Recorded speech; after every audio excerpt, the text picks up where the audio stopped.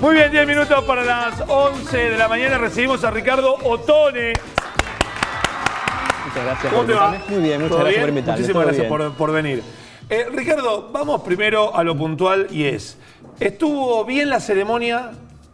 La ceremonia fue una ceremonia bastante tradicional en ciertos términos. La gran diferencia que tuvo hasta con otras ceremonias es que no tuvo un presentador fijo. Pero tal vez hice mal la pregunta. Desde lo discursivo, ¿estuvo bien? ¿Estuvo incorrecta?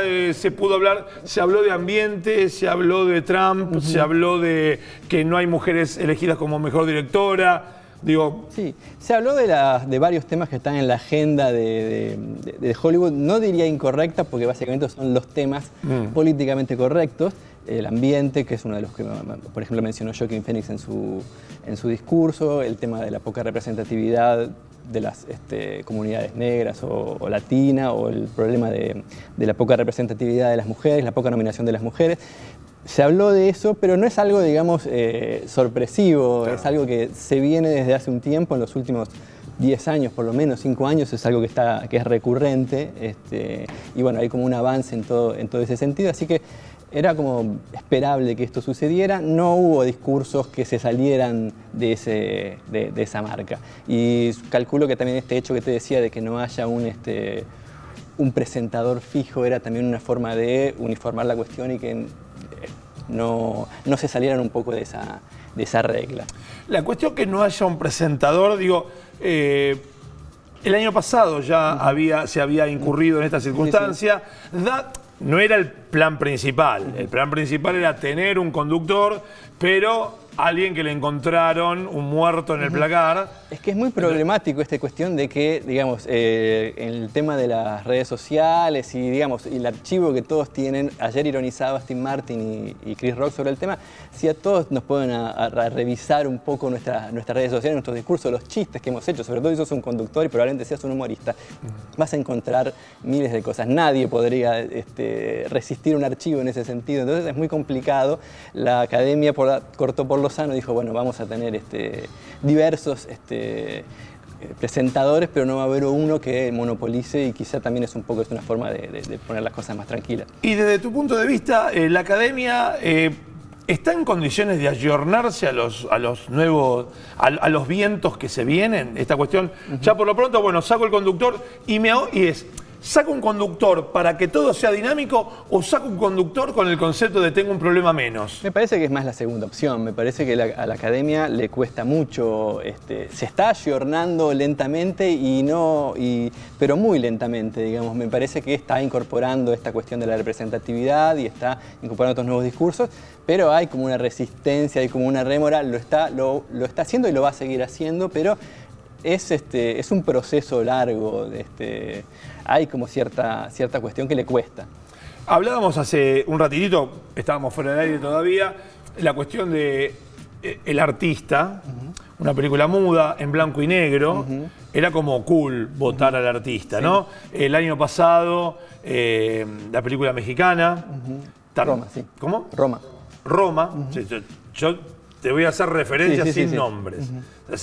Bancame, sosteneme la vela. Decir, bueno, quedaba bien. Bueno, una película que refleja las minorías.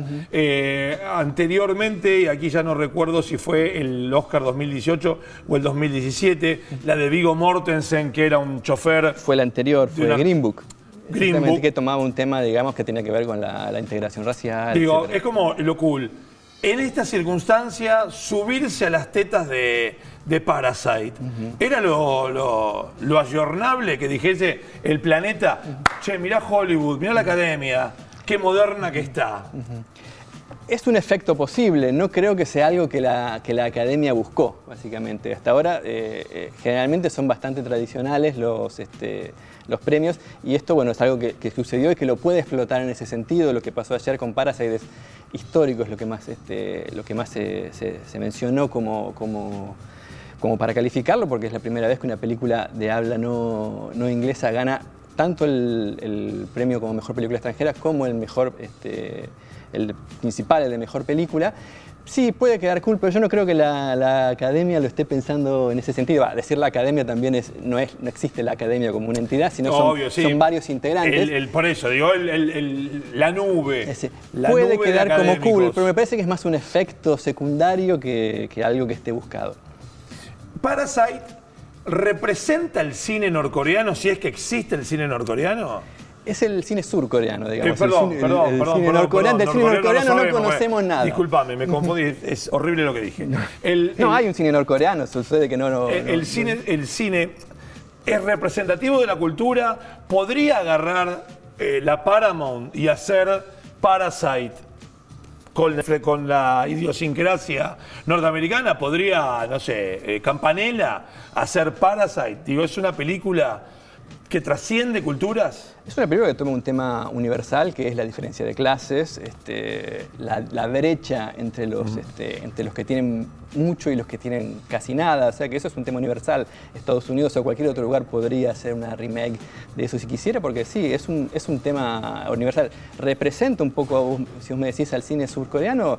Creo que sí. Bong Joon-ho es uno de los principales nombres junto con Chang-wook Park o Kim Ki-duk, si se quiere. Son como los entre la primera línea de los directores coreanos. O sea, hay como una ola de cine coreano que surgió hace 15 años más o menos, al 2005-2004 empezamos a ver mucho cine surcoreano que hasta entonces no se conocía prácticamente en Occidente, y Bong Joon-ho es uno de esos nombres, ya desde entonces era uno de esos grandes nombres. ¿Son películas de presupuesto en términos generales? Las películas de Bong Joon-ho son hasta ahora, salvo sus dos primeras películas quizá, pero desde The Host, por ejemplo, que es una película del año 2005-2006, no me acuerdo bien ahora, son películas de grandes presupuestos y son películas muy taquilleras, o sea, no son películas independientes, claro, baratas, son grandes producciones, son películas que en Corea mueven mucho público y son muy populares. ¿Cortó tickets en Estados Unidos? En Estados Unidos le estuvo yendo muy bien. Supongo que ayudada un poco por el tema de la nominación y demás, pero le fue increíblemente bien, más allá de las expectativas que se esperaban. Acá en Argentina se estrenó y le fue muy bien también. Así que sí, porque además tiene muchos ingredientes para ser popular, ¿no? Es una película... ¿Podemos contar el argumento? ¿De qué trata? La película trata básicamente sobre una familia, son dos familias, si se quiere, una familia de clase muy alta que vive simbólicamente en la zona alta de la ciudad, donde viven las grandes casas. Ponele, sería como una suerte de San Fernando, si se quiere, una cosa así como muy lujosa. Por otro lado es otra familia que vive en la parte baja de la ciudad, y baja en sentido metafórico también. O sea, es un lugar pobre, es un lugar que es al fondo de un callejón, y bueno, por una cuestión fortuita de que un amigo le dice a uno al hijo mayor de convertirse a través de fingir una identidad o de fingir una formación que no tiene, en convertirse en el tutor de la hija mayor de esa familia, él subrepticiamente o a través del tiempo empiezan a colarse esta familia en la casa, digamos, como chofer o como profesora de arte, etcétera, o como mucama, y empiezan como un poco a tomar el lugar. Es una cuestión así como de casa tomada. Empiezan a vivir la gran vida, que, aunque sea de manera vicaria, que hasta entonces no habían venido. Y ahí se juega muy, muy claramente lo que es la diferencia de clases, ¿no? ¿Estigmatiza el rico garca y el pobre bueno? ¿Son los ricos malos y los pobres buenos? En todo caso, si lo que tiene la película, nadie es del todo bueno o malo. En todo caso, los ricos son tomados de una manera un poco menos amable, sobre todo el padre de la familia, digamos, aunque me parece que lo que menciona en cuanto a los ricos son sus limitaciones de clase, es decir, piensan así y por otro lado quizás no puedan pensar de otra manera, nacieron en ese contexto, y es lo que son, y los personajes de clase baja, bueno, necesitan sobrevivir, entonces quizás hagan cosas que no son, digamos, moralmente, o que puedan ser un poco reprochables, pero bueno, es gente que está en la mala y hace lo que puede. Metámonos en el resto de los premios, digo, director, actor, actriz, actor de reparto. Lo que se podría decir es que además de este batacazo final e inesperado de Parasite, el resto de los premios principales se manejó dentro de lo esperable, dentro de lo que eran lo que la prensa, los críticos estaban más o menos esperando. Los 4 premios de actor, por ejemplo, eran todos los que estaban más o menos en danza. Renée Zellweger era el número opuesto para Mejor Actriz. Por Judy. Por Judy, efectivamente. ¿Una película que se ha estrenado Judy ya? Sí, se estrenó creo que la semana pasada. Ajá. Y que tiene, digamos, las características de todo lo que a la Academia le encanta premiar. Claro. Es una película que retrata, digamos, el último año en la vida o un periodo específico en la vida de Judy Garland, que es la famosa actriz entre otras cosas, del Mago de Oz, cuando era una adolescente, o de una de las tantas versiones de Nace una estrella. Y es su último año donde está ya en decadencia, algo que a la Academia le encanta Sí, esas historias. la historia de Ave Fénix Si quieren le encanta. sí, aunque lo de Ave Fénix es medio cuestionable porque no le va muy bien a Judy Garland en su propia época, no vamos a spoilear, pero bueno, obviamente es una historia conocida, pero más que una historia de Ave Fénix es una historia crepuscular, es casi una historia de despedida, y la actuación de Zellweger es una actuación mimética, transformativa, que es casi lo que a la Academia... Judy Garland fue la madre de Liza Minnelli. Es la madre de... No, fue la madre porque ya claro. falleció, es la madre junto con Vincente Minnelli, el gran director de cine de Hollywood. La película la muestra a Liza Minnelli en un momento determinado, que ya Liza Minnelli es una actriz, es una celebridad, es alguien famoso, mucho más que lo que es su madre, o de lo que fue su madre en su momento. Para el momento de la película, que es en el año 68, Liza Minnelli ya es una estrella, mientras que Judy Garland se alegra por el triunfo de su hija, pero a su vez ve su propia carrera y su vida que se viene abajo. Y eso es una cuestión como medio agridulce en ese sentido, de ver ese contraste entre una alegría y, por otro lado, ver que su carrera se cae. ¿Había alguna posibilidad de que Joaquín Phoenix no ganara el Oscar? Siempre hay una posibilidad de que suceda algo inesperado, pero era lo más esperable. Si había, no recuerdo todos los competidores. Adam Driver venía muy bien también con Historia de un matrimonio, pero era casi un número opuesto. Es muy joven Adam Driver, puede esperar. Todavía tiene una carrera interesante, puede esperar. Así que era lo esperable que sucediera con Joaquin Phoenix, y también con las que sucedieron como actores de reparto. También Laura Dern estaba entre las esperables, Brad Pitt estaba entre lo esperable, no solo lo esperable, el que tenía más votos, o si se quiere, más... Brad Pitt estaba por la que hizo con Tarantino. Con Tarantino, con Érase una vez, o Había una vez en Hollywood. Mirá, pero se estrenó hace tantísimo, a principios del año pasado. Sí, pero pasa que es quizá una de las que se estrenó hace más tiempo, pero el Oscar, digamos, premia las películas del último año, así que generalmente uno ve que... DiCaprio y... DiCaprio y no me acuerdo el nombre de la chica. Sí, Brad Pitt y la chica que hace de Sharon Tate, que acabamos de verla estrenar ahora como Harley Quinn. Es la producción 2019. Lo que pasa es que uno está acostumbrado que en general las películas oscarizables, las principales, suelen estrenarse entre enero, febrero, diciembre. No es lo más común que estén las películas más atrás. Pero es una película del último año, así que entra dentro de la general. Probablemente ahora se reestrene. ¿Funciona de esa forma? ¿Reestrenar una película que tal vez no haya cortado tanto? Si una película saca premios, generalmente sí, y salió de cartel. Yo no sé si Érase una vez en Hollywood salió de cartel, creo que es una película de mediados de año, es posible que sí, pero sí, es una tendencia común. ¿Mundial o solamente norteamericana? No, es mundial, y en Argentina también sucede eso, a veces, de que se vuelve a reestrenar una película para aprovechar un poco el rumor y el empuje del premio. Eso es muy común que suceda. Tal vez te saco un poco de la ceremonia de ayer y te meto en una polémica, si se quiere, de qué te parece a vos este tironeo de Hollywood, de la industria, de la academia, con las películas que son producidas por plataformas digitales y que entran en los premios a cambio de, bueno, la estreno en una sala 10 días. Entonces ya, chivita, yo la puse en un cine, me tenés que... Vale que me premies. Vale que los nominen en todo caso. Vale que me nominen. El tema vale es que me nominen. Hay como una disputa hasta ahora que no ha sido resuelta y que no es solo, no pasó solo en el Oscar, también viene pasando en el Festival de Cannes, por ejemplo, de una manera incluso mucho más conflictiva. En el Festival último de Cannes, Netflix retiró las 2 películas con las cuales iba a competir, básicamente porque las reglas del Festival de Cannes se cambiaron para que las películas, para que se puedan nominar, tienen que tener una cierta ventana, lo que se llama ventana, que es el tiempo, tienen que tener un estreno en sala, indefectiblemente, aunque después se vean en la plataforma de streaming, y tiene que haber un tiempo determinado entre que se estrenan y que van después al streaming. Ese tiempo cada vez es más corto y hay como una suerte de lobby de las salas, digamos, de los exhibidores, que va en contra de eso, y eso es una polémica que pasó con el Oscar, en Cannes, y en el Oscar se llevó, por ejemplo, puesto a Martin Scorsese, que está bien, tuvo 10 nominaciones, no ganó una sola.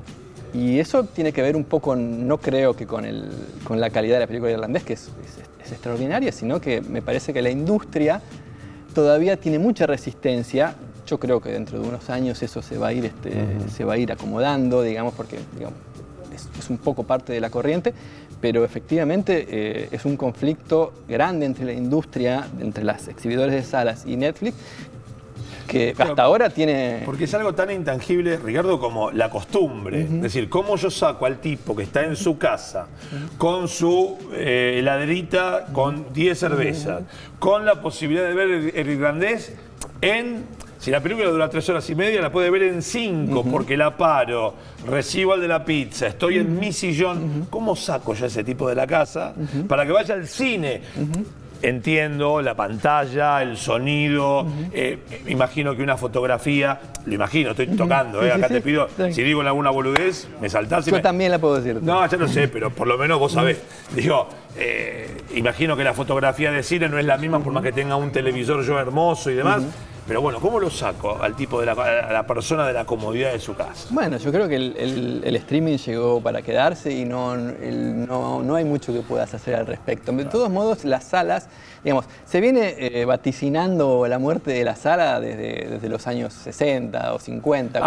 Con la llegada de la televisión ya decía, se murió el cine, y bueno, aquí estamos todavía. Las salas siguen convocando, porque probablemente el ver el cine en una sala es una experiencia, no es solamente ver la película. Entonces es algo que la gente puede esperar, es una salida, y no solo por la cuestión de la calidad, sino por el hecho de, estar en una sala, compartir la experiencia con un montón de gente, es algo que no lo vas a tener Entonces me parece que ambas cosas de algún modo conviven. Pasa que hay una cuestión acá que tiene que ver con el negocio y con el tema de la exhibición, que es algo mucho más mundano, si se quiere, pero digamos, el tema de la sala es medio... Hasta ahora yo no creo que esté en peligro el cine en sala. Hay una figura muy deportiva, Ricardo, que es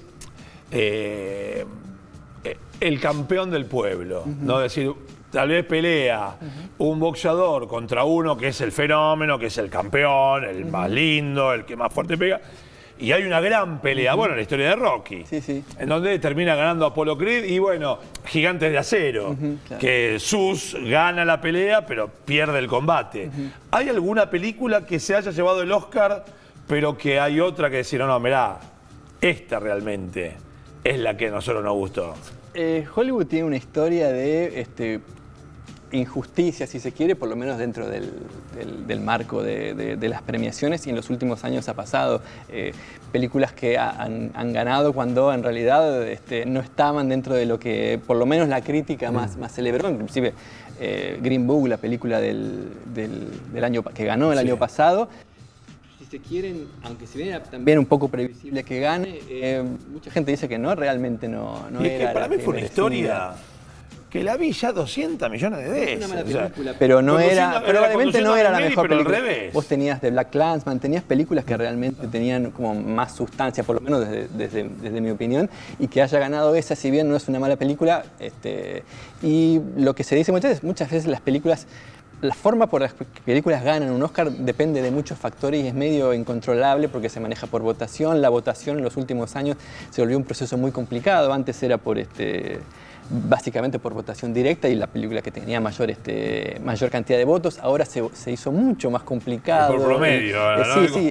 No lo voy a explicar porque ni yo entiendo, pero digamos, la forma en que ganan las películas es muy complicada de determinar, pero hay muchos factores que tienen que ver con por qué alguien vota determinada película. Entonces, sí, está lleno de películas que vos decís, no, y de películas que han sido injustamente desterradas o por lo menos no se le hizo justicia. El pobre Martin Scorsese, que ayer se fue sin nada, en toda su carrera solamente ganó un Oscar por Hugo. Y sabemos, digamos, conocemos lo que es la filmografía de Scorsese.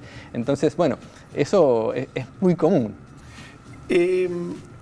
¿Se ha visto la nueva generación de actores representada, aunque sea desde las nominaciones? Porque veo Brad Pitt, Renée Zellweger, Elton John como la mejor canción, Laura Dern, sí. Entonces digo, ¿y los nuevos, digo, se vieron representados? Charlize Theron, también nominada, pero digo, bueno... Poco, digamos, me parece que uno de los personajes, digamos, que está, digamos, de las nuevas figuras, creo que Adam Driver es quizás uno de los personajes que surgió en los últimos años, que tiene una carrera bastante interesante, aparte de la Guerra de las Galaxias, tiene una cantidad de películas de autor muy interesantes, alguien que maneja muy bien su carrera y estuvo ayer nominado por Historia de un matrimonio, pero no, en general si uno mira las nominaciones son personajes, actores de post-40 por lo general. Sí, claro. O sea, como una ceremonia. Y digo, soy generoso una para decir ceremonia 40, de vacas sagradas, ¿no? Sí. Me pareció que fue una ceremonia de...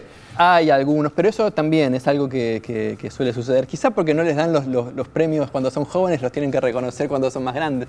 No lo sé, pero en general ayer sí se dio. Hubo algunas nominaciones, como la que te comentó ahora, pero sí, en general se dio a las grandes figuras. Pero bueno, también es lo que la gente vota, ¿no? Claro. Es el consenso. Claro, no hay un jurado, es vota la industria. Entonces, bueno, es casi natural que se vote lo más popular o lo establecido. De hecho, el que haya ganado Parasite, como te digo, es una anomalía dentro de lo que suele suceder. Ricardo, muchísimas gracias. Bueno, muchas gracias. Que tengas un gran día. Nosotros nos vamos a un corte, cuando regresemos nos ponemos a cocinar, porque ya son las 11:15 de la mañana y para que tengas para picar.